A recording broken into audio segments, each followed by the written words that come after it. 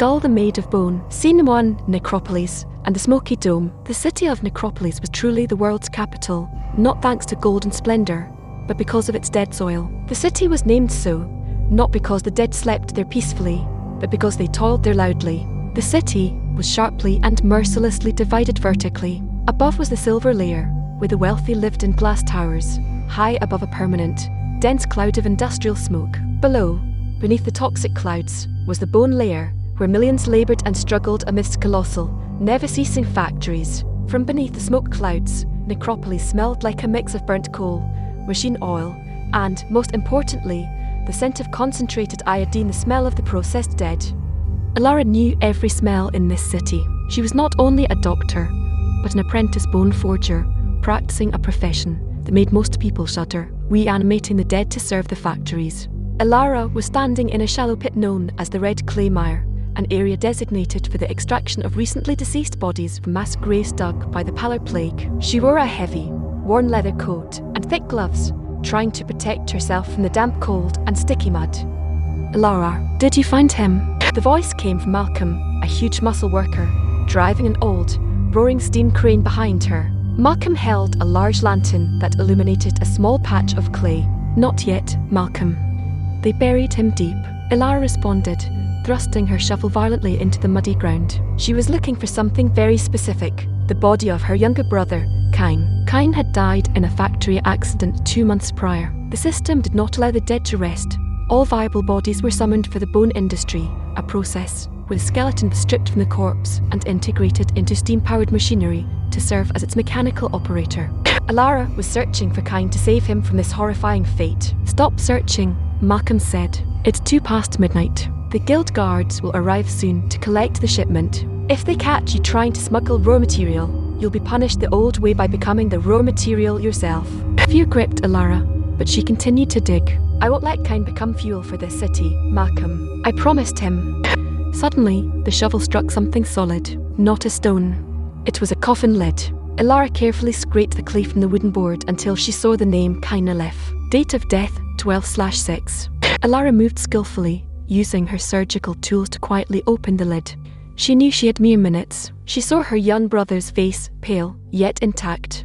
Not enough time had passed for decomposition to begin. He was perfect for the job. Scene 2. The reanimation of bone. Elara quickly pulled a small bottle from her pocket containing a glowing, crystalline liquid, the connection elixir, which she had created herself.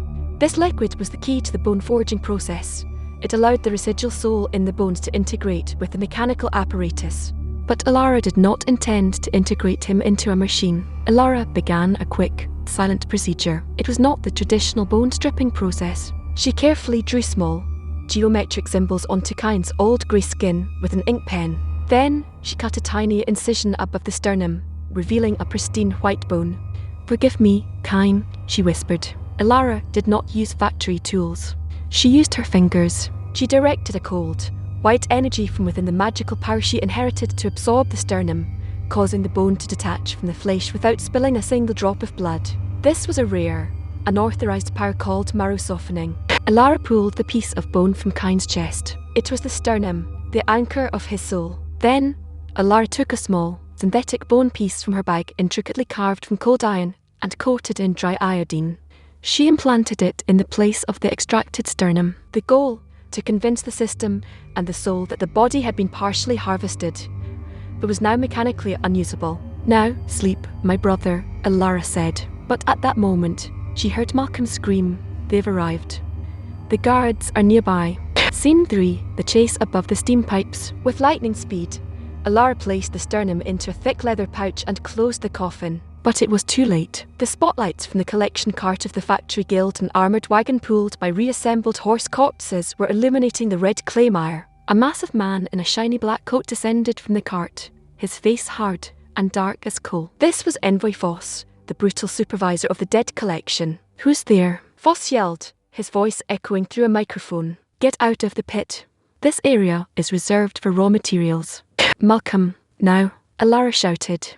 Malcolm started the steam crane, releasing its massive, burned steel wheels, which kicked up a cloud of dense red mud. Elara jumped from the pit toward Malcolm's crane. "To the smokestacks. Don't stop." The crane took off, But Envoy Foss wasn't about to let raw material escape. Foss raised his metal staff. Activate the inhibitor engine, Foss commanded.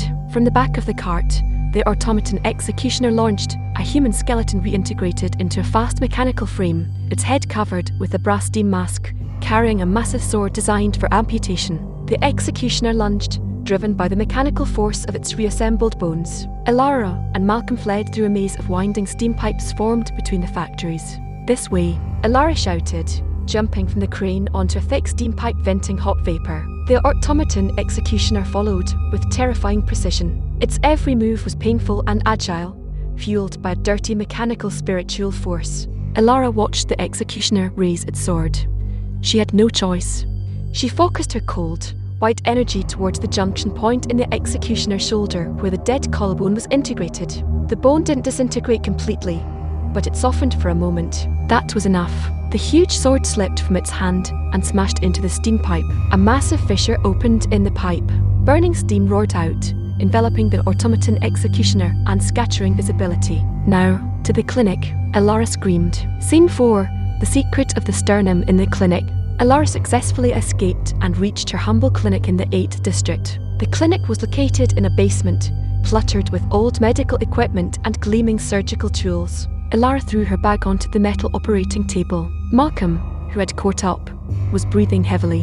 Elara, this is insane. If we were caught, we'd be reassembled into a steam engine right now. I know, Malcolm, but we saved Kain from that fate. Malcolm pulled the sternum, wrapped in thick leather, from the pouch. The bone piece carried a faint spiritual hum. What are you going to do with it? You implanted a fake Kain bone. You isolated him. You can't use this bone in any machine now. This bone isn't for a machine, Malcolm, Elara replied, gently wiping the bone with a soft cloth. It's for the resistance. Elara sat and took the bone piece. She explained softly while the pipes in the walls quietly hissed. When someone dies in Necropolis, their soul remains suspended in their skeleton for a period, which is what allows the Boneforgers to activate the frame. But the sternum is the soul's focal point, or what they call the anchor of certainty. When I pulled Kain's sternum, I didn't just pull a bone, I pulled his blade of consciousness. What does that mean? It means the dead remember, Malcolm. They remember the work, the pain, the exploitation. But the soul in the machine-integrated bones cannot communicate. It's just silent workforce. If I can use my marrow-softening power to activate this blade, you'll give the dead consciousness, Malcolm exclaimed in fear. I'll give them the ability to speak, Elara corrected. I'll give them the ability to protest. The system is committing a crime against the dead, and they need to know that the bodies of their loved ones are being exploited. Elara looked at the sternum in her hand. I'll make this bone into a lantern to light the dark truth of Necropolis. At that moment, a violent knocking came from the clinic door. Open up, Dr. Elif. We have a search warrant from Envoy Foss. You committed a felony in the Red Clay Mire. Elara and Malcolm stiffened. They had been tracked. I can't run, Elara whispered. We have 1 minute. Elara grabbed the bone piece and ran to a small cabinet behind a curtain. She quickly placed the bone piece inside an amber energy analyzer, a device she used to study residual energy in corpses. The device was small and shielded. Whatever happens, Malcolm, do not open this cabinet. This is the first spark of the resistance. Skull Chapter 2, Cold Logic and the Dead Touch. Scene 5, Interrogation in the underground clinic. The wooden doors of the clinic burst open violently, shattering against the walls. Envoy Foss entered, flanked by 2 factory guild guards. Foss was terrifyingly tall, his shiny leather clothes contrasting with the dust scattered in the clinic. Foss pointed at Elara with his hand, which was encased in thick metal gloves. Elara Elif, you are accused of manipulating raw materials and obstructing the collection parts operation in the Red Clay Mire. Confess the location of the bone piece you stole. Elara stood firm before the metal operating table. She tried to hide the tremor in her voice. Envoy Foss, there is no bone piece here. I am a guild-certified physical therapist. Where is the search warrant? Foss let out a short, dry laugh, like the sound of breaking bones. The search warrant is the sound of the automaton executioner's sword as it approaches you. You damaged a vital steam pipe. That is a capital crime. You were searching for the body of Kain Elif, weren't you? Malcolm, standing in the corner, stiffened. I was searching for my brother's remains to say a final farewell, Elara said calmly. I found nothing. The coffin was already open, which proves that your workers did not bury him properly. And that is what caused the fissure in the pipe, not me. Foss ignored the argument. He signaled to one of his guards. Search this clinic, every nook, every corner, every corpse. The guard began to search the clinic violently. Elara felt the danger escalating, especially since the sternum, which was dearer than her life, was hidden in the energy analyzer cabinet. The medical challenge. Are you sure you found nothing? Foss asked, approaching her. The power of the Boneforgers is that they cannot lie about dead pulses. In Necropolis, it was believed that Boneforgers possessed a special sensitivity they couldn't conceal when near any bone piece that pulsed with residual spiritual energy. Fine, Foss said, raising his heavy, metal hand that served as a mechanical glove. I will check myself. Foss placed his heavy hand on the wall of the small cabinet hiding the bone. The cabinet emitted no pulse. The scientific countermeasure. Elara offered a faint smile. You have weakened your synthetic hand sensitivity, Envoy Foss. You have over-integrated it with steel.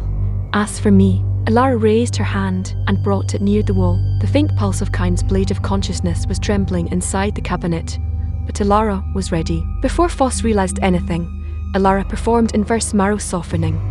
She directed the cold, white energy not towards the bone, but towards the dead skin she believed carried remnants of false hope. A small, forgotten piece of cloth in the trash can ignited with a faint flame for a few seconds, then extinguished. That is all I feel, Elara said. Remains of burnt hope, Envoy Foss. Nothing worth inspecting. Foss retreated in disappointment. Elara's power was rare. She could manipulate spiritual energy from dead bodies and convert it into material forms. Very well, but I will return. I will send the automaton executioner to guard the area to ensure no further manipulation of raw materials. Foss and the two guards left, leaving behind the shattered clinic doors and the smell of iodine in the air. Scene 6, the birth of the bone lantern. Malcolm sank to the floor, breathing a sigh of relief. What the hell? He almost caught us. How did you do that? How did you trick the pulse of his hands? I diverted the pulse coming from Kain's bone towards a weaker, flammable energy. I sent a small burst of power towards the dead tissue, causing it to ignite as false evidence of spiritual manipulation. This is called decomposed distraction. Elara rushed to the cabinet and retrieved the sternum piece. The bone was warm now, pulsing with a faint hum. We have little time, Malcolm. I must begin the work. We need the bone lantern. Elara began working on the bone piece on the operating table. She didn't use traditional surgical tools, but precision instruments made of cold aluminum and a rare fluorite element that helps concentrate spiritual energy. The crafting process, spiritual carving. Elara used the power of marrow softening to carve the bone piece. She wasn't carving it artistically, but with precise geometry. She carved very fine channels inside the bone, like intricate microblades, to increase the spiritual contact area. Elixir activation. Elara immersed the carved bone piece in the crystalline connection elixir she had prepared earlier. The carved channels quickly absorbed the elixir. Consciousness revival. Elara placed her hands on the bone piece and closed her eyes. She began to focus her cold, white energy. This time it wasn't for detachment, but for activation. Elara felt Kain's spiritual pulse. It wasn't sadness, but cold anger at the exploitation. Kain, hear me, she whispered. You are no longer here, but your voice must remain. When the process was complete, the sternum piece transformed into something resembling a transparent, bony crystal, pulsing with a faint light like a distant star. This was the bone lantern. What now? Malcolm asked, gazing in awe at the pale light. Now, we must reach the collective consciousness network, Elara said. Every reassembled skeleton in the factories is connected to each other by a low amber current. Together, they form a wave of silent despair. But they can't communicate. The bone lantern will give them a voice. We must take this lantern to the strongest source of dead energy, the central hearth in Factory 7. Scene 7, the infiltration plan and the call of the spirits. Factory 7 was the heart of Necropolis' industry and the place where most new corpses were integrated. Access was impossible. Factory 7 is surrounded by automaton rust guards, Malcolm warned. And we can't use the steam crane anymore. Foss will know we're going there. We won't use the crane, Elara said, putting on her coat again, hiding the bone lantern in an inner pocket. We will use the new dead. Elara explained her dangerous plan. Disguise. Malcolm would disguise his uniform as one of the Burial Guild workers, an official guild allowed to operate after curfew. Spiritual smuggling. Elara would sneak into the Burial Guild's cart, which carried a new batch of fresh bodies raw material to Factory 7. She would use her marrow softening power to modify the spiritual ID tag of a new corpse. Passage. Elara would make the system read her body as a viable corpse, thus allowing her to pass as silent raw material without strict inspection. "I will be the viable corpse," Elara said coldly. "Have you lost your mind?" Malcolm exclaimed. "They'll put you in the mechanical integration device." "Not if I have the bone lantern. We must reach the central half in Factory 7 before sunrise. The voice of the dead must be heard before the living wake up to their dark reality. But if Foss tracks you down, if Foss tracks me down, this will be the first and most dangerous wave of spiritual protest Necropolis has ever witnessed.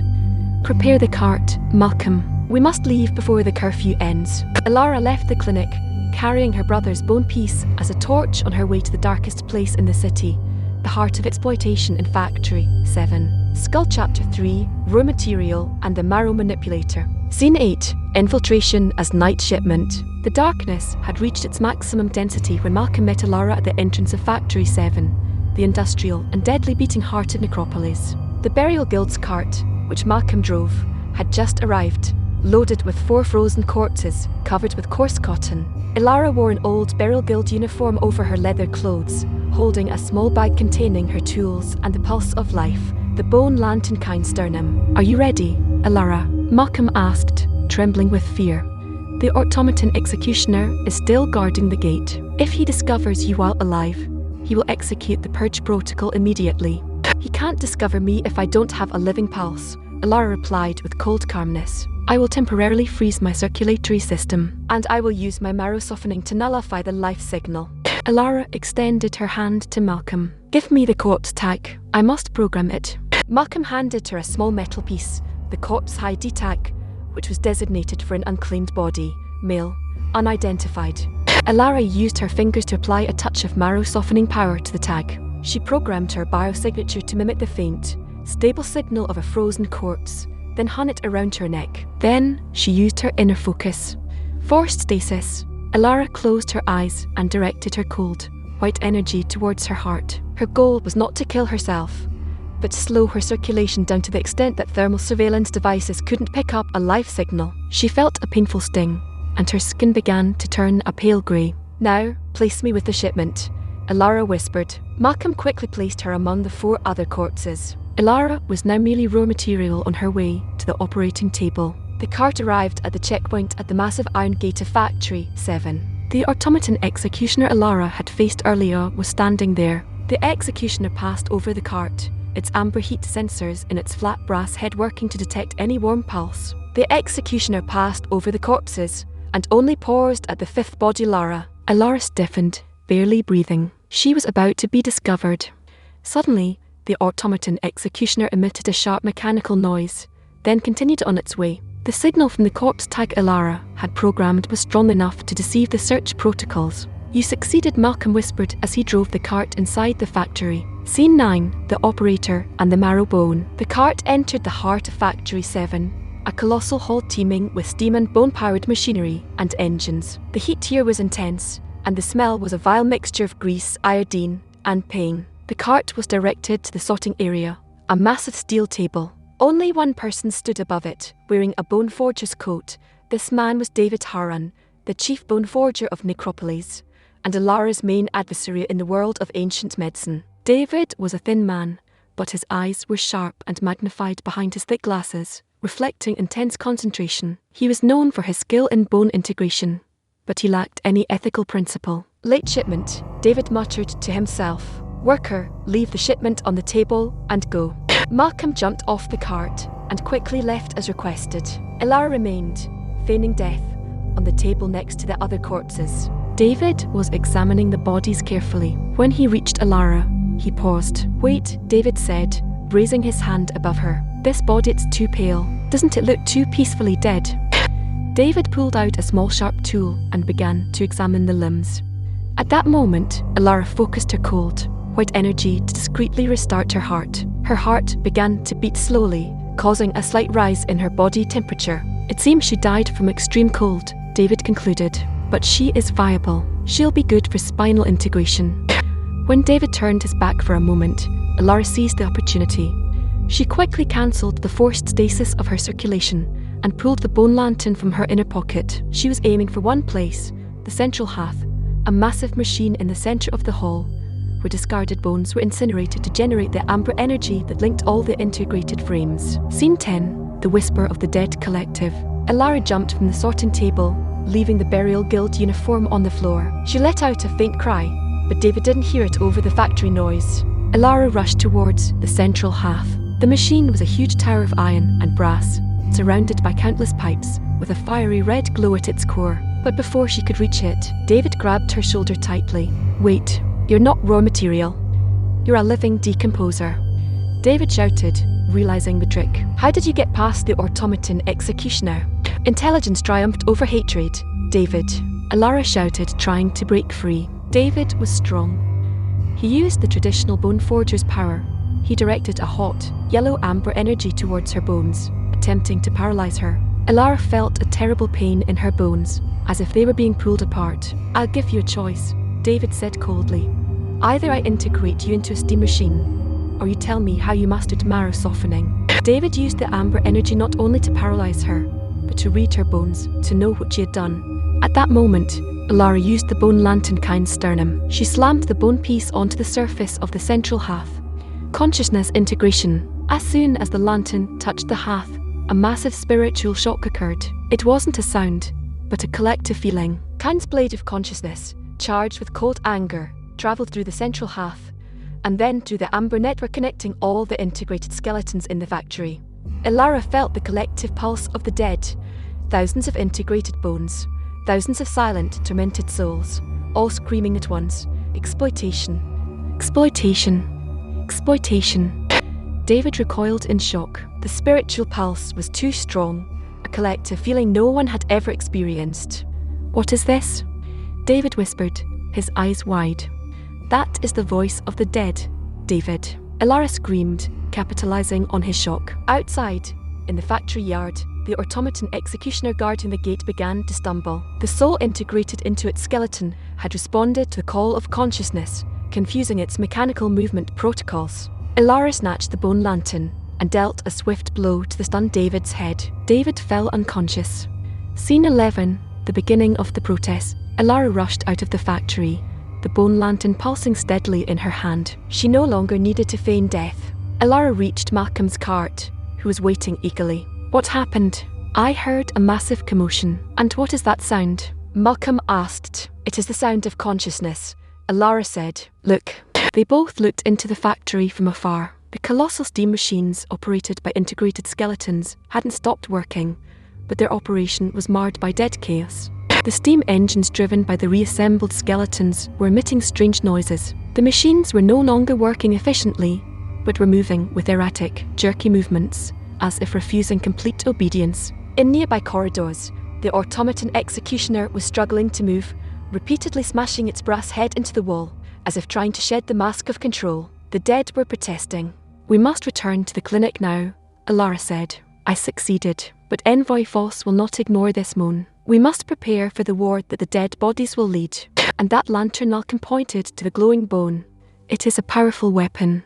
"It's not just a weapon, it's a heart," Elara said, hugging the bone piece to her chest. "It is my brother's heart, which will give a voice to all those who lost their voice in Necropolis." Skull Chapter 4, The Dead Wave and the War of the Narrators. Scene 12, Chaos of the Machines moan. The next morning, Necropolis knew no quiet. The machines in the great factories hadn't stopped working, but their operation was tainted with dead chaos. The steam engines operated by the reassembled skeletons were emitting strange sounds. The machines were no longer working efficiently, but were moving with erratic, jerky movements, as if refusing complete obedience. In the upper silver layer, the wealthy felt panic. They were used to the factory noise as a constant backdrop to their fortunes, but this new mechanical moan was unsettling. In his lavish office at the guild headquarters, Envoy Foss was seething with rage. Surveillance screens showed a massive drop in production. "What does this defect mean, David?" Foss roared at David Haroun, the chief Boneforger, who had a bandage on his head. "It is an emergency amber wave, Envoy Foss," David said in a hoarse voice. "There is high-grade marrow manipulation. Someone, I suspect Dr. Elara Elif, has connected a conscious source to the collective network. She has awakened their wrath." "Awakened? They are dead," We own them. She has given them a voice, Envoy Foss. Yes, they are working, but they are obstructing the work. They remember, and they express their protest to mechanical rebellion. Foss's plan was clear and ruthless. Total suppression. Stop all affected production lines. Foss ordered, send the purifier unit to withdraw the rebellious corpses and reintegrate them. And you must find me, that traitor. It's Elara Elif. Search for her in every inch of the bone layer. Scene 13, spreading the bone lantern. Elara and Malcolm returned to their humble clinic, which was now a secret command center for the resistance. The bone lantern was hanging in the protective cabinet, glowing with a faint blue light, sending subtle waves of consciousness throughout the 8th district. The purifiers are coming, Elara, Malcolm warned, observing the steam pipes outside that were violently shaking. If they reintegrate the frames, the wave of rebellion will disappear. They cannot reintegrate what has been activated with this power, Elara replied, working to enhance the bone lantern. We will move the lantern to the heart of the city. The wave must reach the farthest point. Elara was working on a new project, pulse conductors. These were small slabs of incinerated human bone, integrated with fine copper wires. These conductors, Elara explained to Malcolm, will capture the bone lantern signal, amplify it, and broadcast it into the major steam pipes that penetrate the city. The dead demonstration. At midday, while the guild guards focused on the major factories, Elara and Malcolm executed their plan. They disguised themselves as pipe maintenance workers and went out into the streets of the bone layer. The scene was horrifying. The transport carts pulled by integrated horse corpses were moving in endless circles, unable to complete their tasks. Some guard mechanisms operated by human skeletons began to freeze in place, shaking violently, as if in an internal struggle. This was the first dead demonstration in the history of Necropolis. Elara moved quickly. She implanted the pulse conductors she had crafted at vital points on the main steam pipes extending from Factory 7. With every conductor installed, the collective moan of the dead intensified, turning into an audible whisper. Conductor 1 Merchant District, the city's mechanical clock, powered by bone force, began to strike intermittently, as if sending distress signals. Conductor 2 Connection Bridge.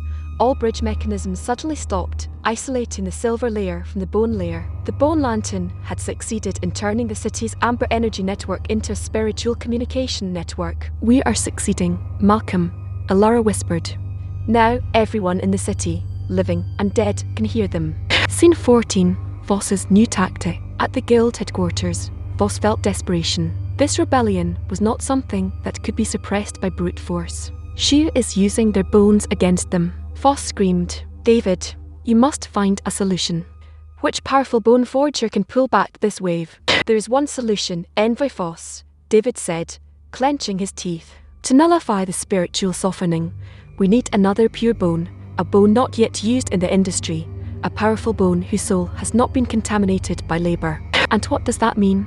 We need Elara Elif's sternum, David said coldly. She is a powerful Boneforger, and her bone is the perfect antidote to the bone lantern she made from her brother. If we integrate her bone into the automaton executioner, the executioner will turn into the ultimate suppression machine, capable of pulling back the dead wave. Brilliant idea, Foss smiled sinisterly. Search for her. Bring her to me alive and ready for integration. Scene 15, warning in the dead of night. Elara and Malcolm returned to the clinic as night fell. The clinic was filled with whispers coming from the pulse conductors that were temporarily connected to the building's internal network. It has become very dangerous, Elara. This is no longer a silent rebellion, Malcolm said. We are about to reach its peak, Malcolm. We have to enter the... Suddenly, the conversation stopped. They both felt a strange spiritual pulse in the air, not cold like Elara's power, nor hot like David's, but neutral and unsettling. What is that? Elara asked. It's not from the factory, Malcolm whispered. They rushed to the waiting room. An old man, thin and in a worn coat, was sitting on the bench. His face was covered with old scars, and his eyes gleamed in the dark. He held a brass cane studded with ancient symbols. Who are you? How did you enter? Elara asked, preparing to use her power. Do not fear, young tamer, the old man said, his voice like shifting sand. My name is Andreas. I was a Boneforger in an ancient guild before Foss's system arrived. I have come to warn you. Warn me of what? Foss and David know your secret now. They don't want to destroy the bone lantern, they want to integrate your bone piece into their strongest machine. They want to use you as an anti-dead weapon, and make your brother's voice a lost whisper." Elara froze in place. Andreas knew about the purity of her bone. "What should I do?" "You cannot continue to hide," Andreas said. "You must go to the Harvest Zone, the heart of the ancient cemeteries, where Foss's machines cannot enter. There, you will find corpses untouched by exploitation. You must craft a defense frame. You must give the consciousness of the dead a body to protect you. Only a frame designed with unexploited bone can confront the machines." Andreas looked at Elara seriously. "You have one night. Foss is coming for your sternum." Andreas disappeared suddenly, leaving Elara and Malcolm alone, with the bone lantern glowing and the dangerous new plan to craft a body from unexploited bones to confront the automaton executioner. Skull Chapter 5, The Defense Frame and the Bones of the Ancient Cemetery. Scene 16, Escape to the Harvest Zone. As the grey dawn of Necropolis broke, Elara and Malcolm were fleeing. Their destination was the Harvest Zone, the ancient cemeteries located on the edge of the industrial city, an area protected by archaic laws where the guild was not allowed to integrate corpses. "Andreas, that man, can we trust him?" Malcolm asked, pushing the cart through the ruins. "Yes," Elara replied, her eyes fixed on the foggy horizon. The spiritual pulse Andreas emitted was pure. There was no trace of industrial exploitation in it. "He is one of the old Boneforgers, before our work turned into this ugliness." Elara carried the bone lantern Kain's sternum wrapped in a cloth. The faint blue light pulsed, sending waves of the dead collectus moan, causing the city's mechanisms to continue operating erratically. The two arrived at the Harvest Zone. It was a completely different area from the rest of the city. It resembled a forest of rocks and soil, with scattered, weathered stone gravestones. The air here was less toxic, but colder and damper. Scene 17, Searching for the pure bone. "We can't dig up all these graves," Malcolm said, looking around in astonishment. "Where will we find pure bones that the system hasn't touched?"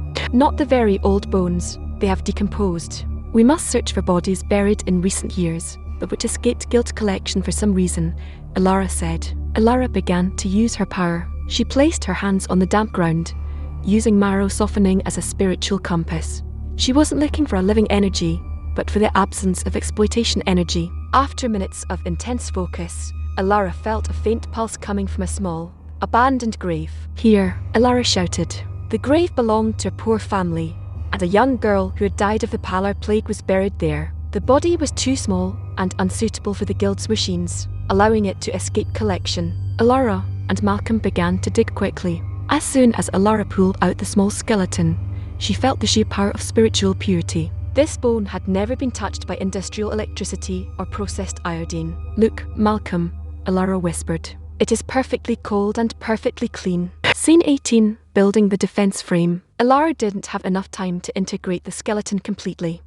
She had to create an immediate, directed defense machine. Elara used the young girl's bones. She began to assemble and shape them on the ground, but she didn't integrate them with wood or metal. Instead, she used pure spiritual energy to connect them. The bone heart, Elara placed the bone lantern Kain's sternum in the center of the small skeleton's ribcage. The surrounding bones turned a silvery blue. Now Kain was no longer just a voice, but the spiritual operator of this frame. The marrow shield. Elara used the absolute purity of the new bones to create an invisible shield around the frame. This shield was made of cold marrow energy, a force capable of resisting and softening the hot amber energy used by David. Consciousness directing, Elara placed her hand on the skeleton's skull. "You are now the guardian," she whispered. "Your mission is to defend the purity and protect the voice of the dead." As soon as the process was complete, the skeleton did not stand. It floated slightly above the ground. It didn't need mechanical movement or muscles. It moved with concentrated spiritual force. The defense frame was ready. Scene 19, The Arrival of the Modified Executioner. At that moment, Elara and Malcolm heard a horrific mechanical sound approaching quickly. It was the sound of the automaton executioner's footsteps, but they were faster and stronger. "He's coming. They tracked us down," Malcolm shouted.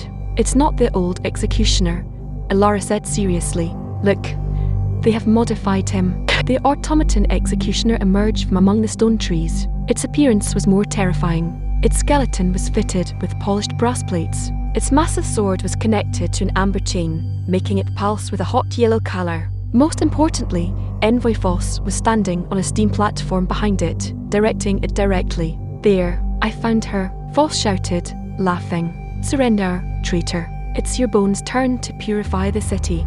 The automaton executioner lunged towards Elara with unimaginable speed. But Elara was ready. Kain, bones of the pure grave resist. Elara screamed. The defense frame, the small skeleton glowing blue, rushed towards the colossal automaton executioner. The confrontation, spiritual shock. When the two frames collided, there was no metallic sound. Instead, there was a massive spiritual shock. The cold marrow energy emanating from the defense frame clashed with a hot amber energy from the automaton executioner. Command disruption. Thanks to the absolute purity of the graveyard bones, the defense frame succeeded in softening a small part of the energy in the automaton executioner's skull, momentarily cutting off Foss's control over it. Executioner's rebellion. The automaton executioner broke free for a moment. Instead of attacking the defense frame, it pointed its massive sword towards Foss's platform. "What are you doing, you fool?" Foss yelled in astonishment. David Haroun, who was hiding among the trees, intervened quickly. He held a huge, ply-like tool, designed for forced consciousness extraction. "Not so easily," David shouted, jumping towards the small defense frame. His goal was to remove the bone lantern. "Malcolm, the entrance!" Elara screamed. Malcolm ran towards the entrance of the ancient cemeteries, where he knew there was a neglected steam valve that fed the nearby pipes. At that moment, David grabbed the defense frame. David was strong, and he managed to pull the bone lantern from the skeleton's chest. The defense frame fell to the ground, losing its blue light. "Now, it's all over," David shouted triumphantly, holding the bone lantern. But Elara didn't give up. She knew David would drag her to Foss to use her bone. "The bone lantern is just the beginning, David," Elara shouted. At that moment, everyone heard a massive explosion. Malcolm had fully opened the neglected steam valve. Burning steam rushed out like a raging beast, but Elara was ready. She used her power on the steam itself, not on the bones. Spiritual redirection of steam. Elara directed her cold, white energy into the steam, transforming it from mere hot gas into a dense spiritual current. The spiritual current struck David, Foss, and the automaton executioner. David fell, and the bone lantern flew from his hand. Foss was screaming in pain, his steam platform shattered. But Elara didn't wait. She rushed towards the bone lantern. "We still have one last chance, Malcolm. To the pipes," Elara shouted. Scene 20, the decisive choice. Elara snatched the bone lantern. She ran with Malcolm towards the large pipes that fed the silver layer, which were now venting the dense spiritual steam. Foss arrived, wounded and infuriated, along with David, who was recovering quickly. "Kill her. Unleash all the gear on her," Foss shouted. But Elara was standing atop the pipes. Her goal was not escape, but propagation. Elara looked at Malcolm. "If you survive, tell everyone that the dead are screaming." Elara placed the bone lantern on the main point of the pipe. Then she placed her other hand on the bone. This time, there was no softening or activation. There was fusion. Elara had decided to spiritually merge herself with her brother's bone and the city's steam pipe network. "Goodbye, Kain," she whispered. Elara erupted in a massive, cold blue light. Only her clothes remained. The collective consciousness, carried by the bone lantern and Elara's soul now, rushed to all the pipes of Necropolis. This was the final and strongest scream. In the silver layer, where the wealthy were having breakfast, all the household appliances, bells, and even children's toys began to move and scream in the strange mechanical patterns of the dead. The moan was now a unified scream. "Free us." Envoy Foss and David stopped, looking up. The entire city was screaming now. Elara was no longer here, but she had become the city. "She has become one of them," David muttered in fear. Malcolm looked at Elara's empty spot, then at the revolting city. He turned to Foss and David. "Everyone who died here has become a torch for you, the living." Malcolm fled, leaving Envoy Foss and David amidst the screams of a revolting city, a city where the dead had turned against the living.